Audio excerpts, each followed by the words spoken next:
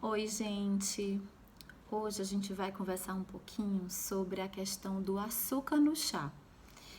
Então, vou começar com um contexto histórico, né? A cana-de-açúcar, ela é originária da Índia. E os primeiros registros históricos em manuscrito se dão do século 8 a.C. na China, ou seja, já nessa época existia comércio entre Índia e China do açúcar. Eles faziam como que grandes pães de açúcar, que esse era o nome, e eles chamavam de kanda. E o que foi que aconteceu? Durante séculos e séculos, o açúcar sempre foi produzido de uma forma muito restrita e que poucas pessoas tinham acesso a ele. Então, lá no século XII, eu tenho aqui anotado que Veneza adquiriu algumas terras em Tiro, que na época era chamado de Fenícia, né, a região que Tiro se encontrava, e que hoje em dia é chamado de Líbano. E Veneza adquiriu essas terras com o forte intuito de fazer, digamos assim, plantações de cana-de-açúcar, com o intuito de exportar esse açúcar para a Europa. Então, só a partir daí que oficialmente a Europa começou a receber um açúcar, até assim, com frequência, digamos. Mas desde o começo das negociações e desse mercado, até um mercado meio que negro, né, entre a Índia e a Europa, que o açúcar conseguia chegar à Europa, mas sempre em quantidades muito pequenas.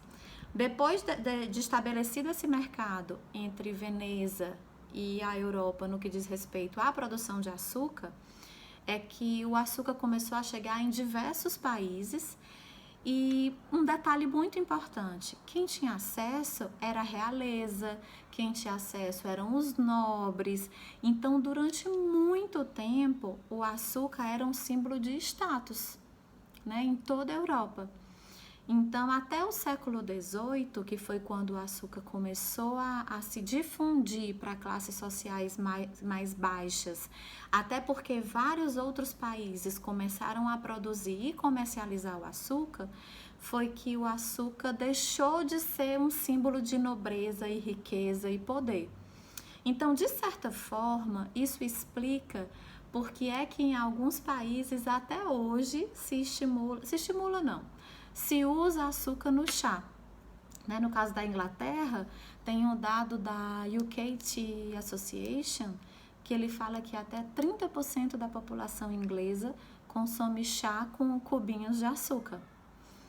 E qual é o meu posicionamento em relação a isso, né? Assim, você pega análises sensoriais dos mais diversos tipos de chás, ou seja, chá branco, chá amarelo, chá verde, chá oolong, chá preto e chá escuro.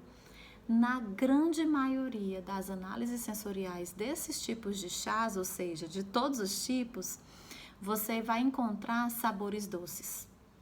Sejam frutados, sejam florais, sejam herbais, mas sempre com um sabor, via de regra, com um sabor doce.